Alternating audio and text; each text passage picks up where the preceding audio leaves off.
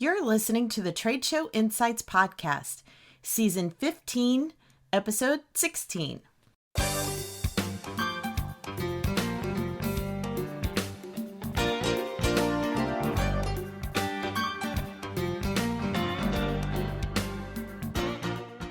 I'm your host and exhibit marketing strategist, Marlis Arnold, bringing you tools to improve your exhibit results. On today's episode, brought to you by the Exhibit Marketers Cafe, we've got a very inspirational rebroadcast from the virtual lunch on how to discover your career superpower.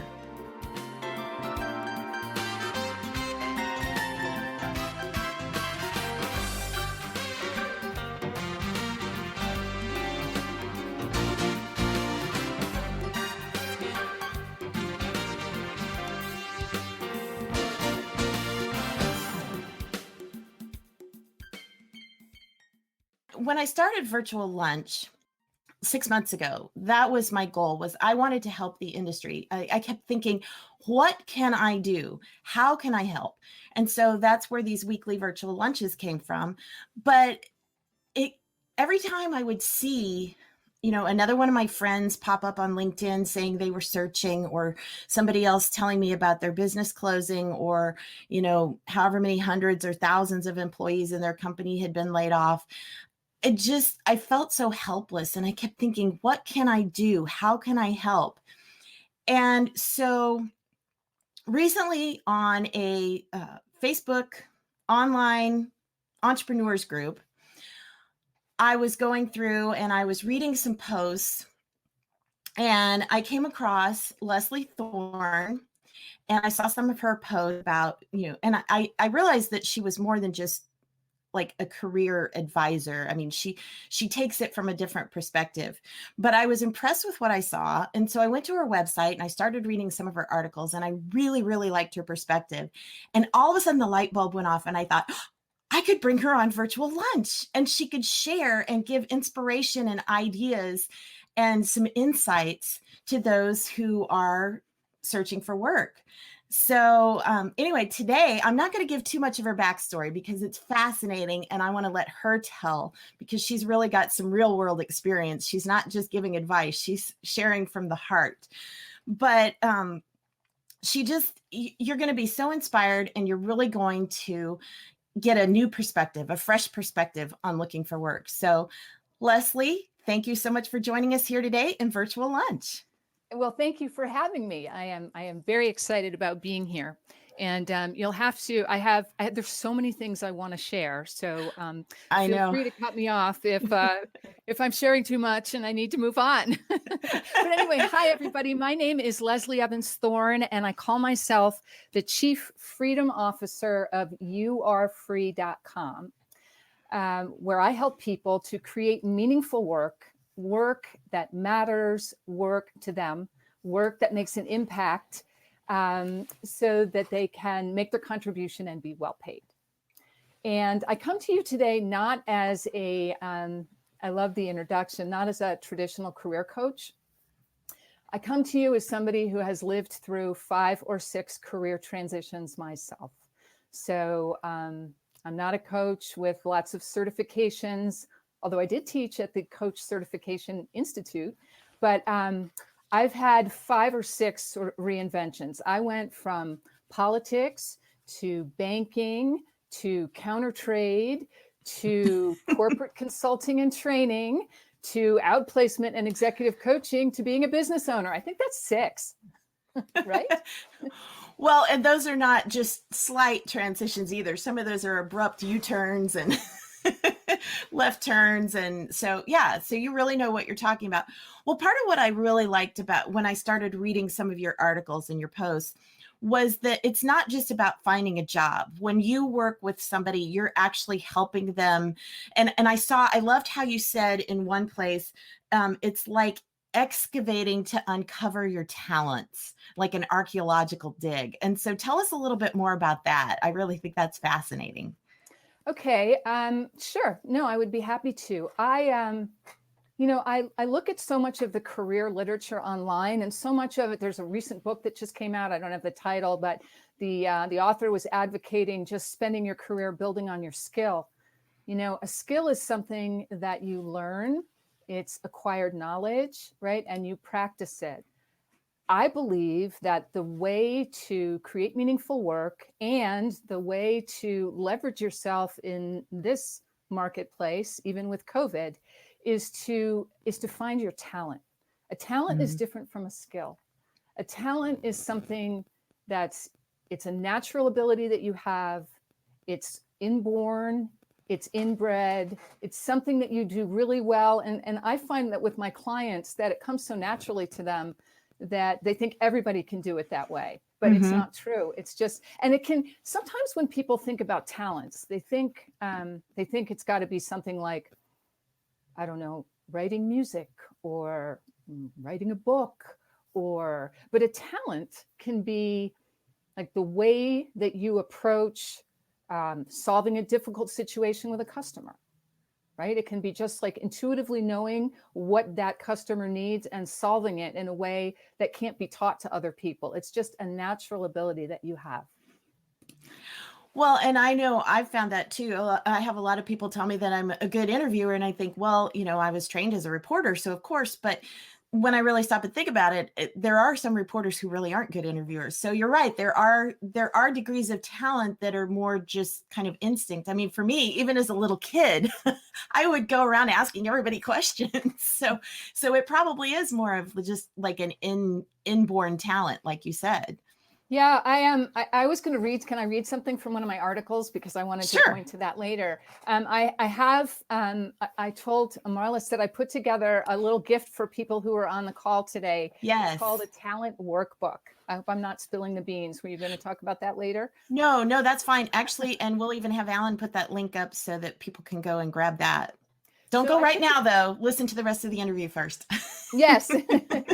I am. So I put together this booklet. It's called the Talent Booklet, to help you unearth, discover, identify your talents so that you can set yourself apart from the competition. And in this booklet, I've got my favorite talent articles, as well as some examples of people that I coached to help find their talents, because they started out working with me saying, I don't really have any talents. Well, they actually do have talents. And in fact, when I thought about the concept of talent in relation to the title of today's talk, which is Discover Your Career Superpower, I think I would identify, or I define your career superpower is it's your unique compilation of talents and the way that you bring those to the world to provide value to the marketplace.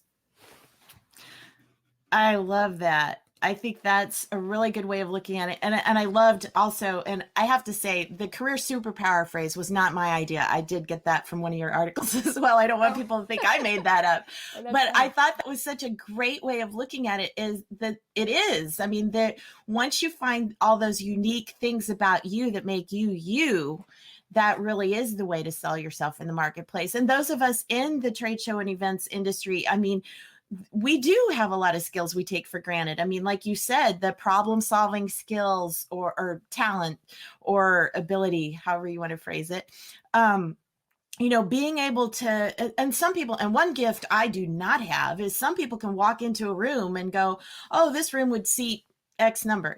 I don't have that spatial ability, but there are all kinds of fantastic talents in this industry. And I think that's one thing. And I know one of the challenges of what's happening right now with all of the people in this group, is that it's not so much that, oh, I've always worked for ABC company, and so now I'm going to go work for XYZ company, one of their competitors, because, a lot of the jobs just aren't there right now. So how do you take the talents that you have that you've always used in one industry? I mean, because some people have been in the same job for 20 years. How do you take that and start to reframe and figure out, how do I translate that to a whole different industry? I mean, you've obviously done that multiple times. I have. I actually, would you mind if I just did a little piece on COVID and how it's affected the world of work? Oh, sure. Go ahead. Because I think that Like to talk about work in today's world without acknowledging the coronavirus or COVID or whatever you want to call it, and the impact that it's had on the marketplace, it feels like there's a white elephant in the room that we're not talking about. And I Right. really would like to discuss. So I was thinking about, there were actually two things that I wanted to say about the work that I do first, and that is that there are two pillars that I have in my work. One is, here's pillar number one. Everybody write it down, get your pens out. That I believe that each one of you was born with a series of gifts, talents, and abilities. And your job is to figure out what those are and to use them to their maximum potential so you make a contribution to the marketplace and are well paid. So that's what I believe about each one of you, that you were born with a series of unique gifts, talents, and abilities, and it's your job to figure out what they are so that you can pull them together in a package, and that's what I help people do, and bring them to the marketplace for pay. That's pillar number one. Pillar number two is today is the best time in history to create work that you love. I really deeply believe that, even with COVID. So I may sound like an extreme Pollyanna here, but I want to talk about COVID and the effect, if that's okay. Sure. And the effect that it's had on the marketplace. So I know that it has completely upended a lot of industries like yours. I mean, just turned it on its head. Mm-hmm. And I also know that some industries, so I've done a lot of work for the Global Business Travelers Association, the Midwest chapter. And, I read in the paper this week, actually, that I've got my phone here, the title, the title is Airline Industry Facing Worst Job Losses in History. So in 48 hours, 35,000 people are going to be, depending on which article you read, either furloughed or laid off in their industry, which means that they're going to have to, just going back to your previous question, they're going to have to figure out how to take what they did in the airline industry and make it apply to another industry. So I will talk about that. I will answer that question. But I also want to say that in the midst of this devastation and upending, if you will, there's also something else that's happening. And that is that new markets, new industries, and new market segments are emerging during this time. So the woman that we met through, can I say her name? Do you mind? Oh, sure. Bushra Azar. I love Bushra. She gave a presentation yesterday that I attended because I knew I was going to be on this lunch today, and I wanted to share some of her wisdom with you because I thought it might be relevant. And her webinar was called 21 Corona-proof, Corona-fueled businesses. Yes, I wasn't able to attend that one. So she talked about, like, for example, as an industry segment or market segment that's emerging, she said, for example, there are working professionals working at home who are homeschooling their kids. Mm-hmm. Right? That's never existed before. No. So there's a market there for helping people to manage that. But she went through she had 21 industries that she said were emerging as a result of Corona. And guess what the first one was that she said? Just guess. Virtual events. Yeah. Yeah. Online event. What did she call it? Online event industry. So what I found really interesting about that was she said that what people are looking for is not a way to take actual events and bringing them online via Zoom, but how can you take events and create the same experience that you would have if you were in a room full of people? That's the challenge. Well, exactly. And that's what I've been working for the last 6 months. That's how I've been reinventing myself as a virtual events expert. And for those of you who get my monthly trade show tips online e-zine, if you had time this morning, you read the article comparing the tale of two virtual events that I just experienced. And that is one example of, how can you take it? And one of the ones that I shared that was a good one, they did they sent us a kit ahead of time, and we did an unboxing throughout the event, and we would pull out. So as they talked about things on screen, we were experiencing the actual item as they talked about it, and it made it so much more engaging. So, there are ways to do that, but exactly, we are the people who understand how to put on events. And so we have a question here from Silvana. How can I go from travel director to a moderator? I'm learning all the apps, but I don't have the experience, so I can't work on this. Trying to. Any tips to follow? So I would ask the question, why are you interested in being a moderator? Like, what is it about that? And then I would say, I don't have the experience. I made that switch from, remember I made the switch from politics into banking, right? So maybe I should use this as an example for people. Mm-hmm. And so a big mistake that people make is that I was going to talk about the 4 different ways to look for work in the marketplace, but I'll just take pieces of it out. Okay. What I did when I was changing I worked on Capitol Hill for a senator, and I wrote my resume as a chronological accounting of what I did. So I worked for a senator, and I'd worked for a congressman, and I worked for a member of the House of Lords, and I had a BA in politics, and I sent it to banks. And what do you think happened? Crickets. Yeah, I got nothing. Yeah. Nothing. Yeah. It went in the trash. So I was not deterred. And I said, all right, they just don't know what I can do for them. So where am I going to start if I work for a bank? Because this was early in my career. Well, I'm going to start as a credit analyst. Okay, well, what does a credit analyst do? Well, a credit analyst has to analyze and research companies, mostly do analysis, right? Mm-hmm. Then you have to communicate the results of your analysis. And then if you're ever going to move from being a credit analyst, you need to be able to market and sell.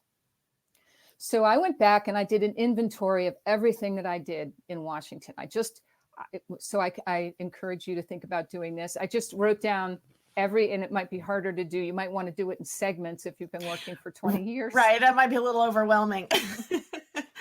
But, and I encourage people to spend 15 minutes, sort of a segment, and then walk away. That's what I do with my clients. But anyway, so I went through and, wrote down about 30 things that I had done. And I thought, well, did I do any analysis? Yeah, I analyzed legislation all the time. So it wasn't bank analysis, but I had the ability to analyze. I had the ability to research. Mm-hmm. So I started taking examples of what I had done down here, and I wrote a functional resume. I think you should do more than that in today's world. But so I had 3 skill sets on my resume. I just had 3 sets of skills: analysis and research, communication, oral and written, and marketing and sales. And the marketing and sales was a stretch because I had to make the case that I actually sold the senator's ideas to other senators, but I sold. Well, it just wasn't a product. Yeah, exactly. That's still selling. Savannah says it's a work opportunity. So that was her response. But so you want to take what you've done in the past, and how that might, like your communication skills, how that might relate to being a moderator. I can't speak to learning the apps, but right. But let me just finish my story. Oh, if okay. It's okay with you. So what was the result of that resume that I put out to the banks? They were much more intrigued. 5 job offers. Wow. 5 job offers. So you can do that too. And you know what? You can do that no matter what level you are working at. If you've been in a job for 20 years, you can still take those skills. And I would suggest what you want to do is not just look at this. You can either start with the skills that you're looking to fill in another in another industry, but I would start with those things that you know how to do well, whether it's project plan, whether it's manage relationships with clients. And then I would get my booklet and look at finding your talents, because you're going to get hired based on your superpower, based on the results that you bring your organization. Smart companies don't hire skills. Smart companies hire results. Well, and again, that booklet, the little workbook that you put together, I think is so great because you've got those those exercises in there, you basically walk people through. So I highly recommend, even if you're not currently looking, I highly recommend you go grab a copy of Leslie's booklet, because it will open up some ahas for you. And if nothing else, it's going to give you some insights. If you've got a friend or you've got a client or somebody who is looking, you might be able to point them in the right direction and give them some pointers as well. Also, Alan, I want to have you put up in the background your Leslie's article on the 3 questions. That was a really good one too. I loved how you had that, really laid out in very clear terms. Silvana says that's great. Thank you so much. So appreciate that, Leslie. You're welcome. But anyway, so the 3 questions article. So tell us a little bit more. I don't want to give away too much because people can go read the article, but this one is geared specifically towards life after coronavirus. And I love the term you used. I saw on your website, Rona-proof your career. I thought that was clever. I probably got that from Bushra. I don't know. What's your question in terms of the 3 questions? How to find work after COVID? Well, just any other tips along those lines of I don't want to reveal everything from the article, but any other tips for the finding work after post-COVID? Yeah. Well, I want to say another thing about COVID, and that is that I think that it's had the effect that it's had in the world of work is that people are thinking about work differently and the role that it plays in their life. So I think there are people who are there are people who are grateful that they have work, okay, but they're probably not on this call. Then there are people who are doing or have done, a certain type of work, and they realize that it's not aligned with who they are, what they want to do, because they realize life is short and they are not in a job that's allowing them to use their potential. Because I think so many of us really want to use our potential, like give what we have, make a contribution based on what we have. So there are people who want to make a change, and then there are people who have to make a change. And then there are people within that who have to make a change who need to make money fast. So those are people who need to gig, right? Right. And there was an article that I read about the airline ticket agent who was going to try to get, she needed to make money quickly. And so she was going to go get a bartending job, because that's what we think. We go to these jobs that think where we think we can make really fast money. For people who need to gig, if there are anyone on the call that needs to like make money fast because they're a breadwinner, then I would say that what you want to do is take the skill that you were using in your job and try to sell that quickly. So for that woman, I would have said she was a ticket agent. I would be approaching companies that do a lot of customer client relationship work, and I would be selling that to them, because I think that's the fastest way, right, that you can generate income for yourself. Well, and I think that's very smart advice, because, it's one of those times when, if you really, like you said, if you really step back and look, maybe there is something that would be a better fit for you than the job where you were before. And now would be the perfect time to change, but you can't just like desperately rush out and grab the first open job that's out there. You need to still find, like you said, if you need a gig just to get you by in the meantime, but don't let yourself get stuck in something that's not right for you, because you could end up stuck there for another 10 years or something. No, you need to, I call this creating your financial anchors. You need to have a financial anchor. So, but you look at it as a gig. Even if it's a paying job, you can look at it as a gig, and you can still in the background be working toward what it is you really want to do. I love that perspective. But again, it's the combination of your talents. So can I tell a quick story about somebody that I'm looking at the time? I just want to be mindful of your time. No, go ahead. I wanted to tell a story. So I had somebody come to, I've helped people go from, there was a woman I worked with early in my career, and she'd been a banker for 13 years, and I helped her become a personal trainer for celebrities. So that was one big switch. Wow. I've helped an Uber driver who he did have a law degree and a business degree, but he wasn't a lawyer and he wasn't really a businessman, and he couldn't figure out how to put them together. So he became an Uber driver. Oh, wow. That's how, yeah. And now we figured out what his superpower was, and he's now leading a global nonprofit organization. So, wow. So once you figure out what it is you have to offer. And so the story that I want to tell, I'll try to tell it in a minute. I had someone come to me who had literally 10 careers. He had Oh. started off following the Grateful Dead. I guess that's not really a job. Yeah, it was a gig. It was a gig. And then he went to work on a commune. And then he went to work at the restaurant who bought food from the commune. And then he bought the restaurant. Oh. And then he went to Nepal to help, because his wife was going there, to help a woman manage her singing career for 3.5 years. Then he came back to the United States and became a candle maker. Then he became a builder and an electrician. And ultimately, he was the president of an organic wine importing company. And he came to me and said, I'm really unhappy. They want me to buy the wine importing company. Organic domestic wine business is not good right now. I don't want to do it. I don't know what I want to do. Wow. Yeah, so that's what I thought. This one's going to be fun. Well, it sounds like he's open to almost anything because he's all the things he's done. So we figured out his superpower. And his superpower, he had this combination of unique talents. So he had the ability to anticipate problems before anybody else saw any evidence that something was going wrong. He used the creative side of his brain to come up with a creative solution. He actually came up with a couple. He would pick the best one. He had this very strong implementation piece. So he could see a problem, come up with a creative solution, and implement the solution before anybody knew that there was anything going wrong.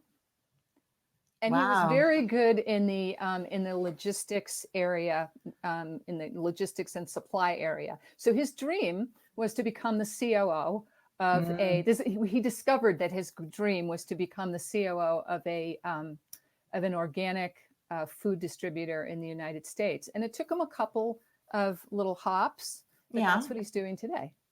Well, but it makes sense because it ties in. He's got a background in food anyway. And then a COO, to have that strategic ability to see problems and solve them before they ever even become problems. I mean, it was like a marriage made in heaven. Yes. But so my message to everybody is, if you can take a candle maker, electrician, builder from a commune, Grateful Dead follower, and become the successful COO of a food importing company, anything is possible. It just hinges on figuring out what you do really, really well and how you can bring that to another organization and how you can tell your story so that they understand the value that you will bring to them. That's another big piece, is telling your story. Right. Well, I want to encourage everybody again to go check out the workbook that Leslie put together for us, because in there are several other stories of some different clients that she's worked with, and they're all very inspirational. So Leslie, any final points as we wrap up of just words of encouragement for people going forward? I would say hang in there. I would say trust your creative tendencies. If you have an idea of something that you think might work, try it. I mean, I was going to tell another story about, I think, and I was going to do a whole piece on this, but that's more of a training, I guess. But there are 4 ways to look for work in today's economy. If you can be proactive in creating your own opportunities instead of reactive and trying to fit yourself into some job description, you're going to be better off in the proactive. If you can go to a company and tell them how you would be able to make a contribution or why you think you could help them solve a problem. Or the other way of looking for work is just making it up and charging for it. These are proactive ways, right, of looking for work. Then I would encourage you to do that. Look for where you can add value. And anything is possible. I mean, I'm not going to diminish the pain, because I know it's extremely painful what everybody's going through. And I was also going to say that, the weird thing about Corona is that we're all experiencing this thing collectively. We're all going through it, but each one of us is experiencing it individually. So I kind of want to honor that. But I also want to give you hope that there's a lot of opportunity to create in this environment. And I encourage you to think about doing that. Well, and as you said earlier, it's the perfect time for reinventing yourself in whatever direction you choose to go. So I had Alan put up the link here for the You Are Free Creed. So this is Leslie's website, youarefree.com. And so if you need some more dose of inspiration, go check out this You Are Free Creed, because it really it lays everything out. It's just so well put. So Leslie, thank you so much. I really appreciate you coming on. Like I said, this is something I've been wanting to do for a long time, to provide some inspiration and some direction for people who are struggling. And so thanks to everybody who joined us today. And I hope you walk away, with uplifted spirits and maybe some new directions to go. But, download Leslie's workbook and, just open your mind. If you have a question. Yeah. Yeah. And like I said, there's her website, youarefree.com. So, connect with Leslie if you have additional questions, and maybe at some point we'll bring you back on Virtual Lunch again. Thank you so much. It was Thanks. fun.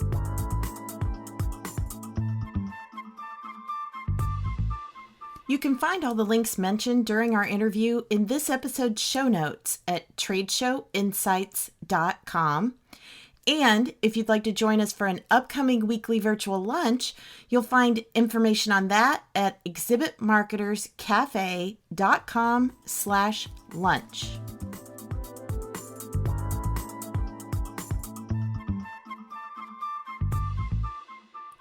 If you enjoyed today's episode and would like more, you can subscribe to the podcast and automatically receive future episodes on your chosen device.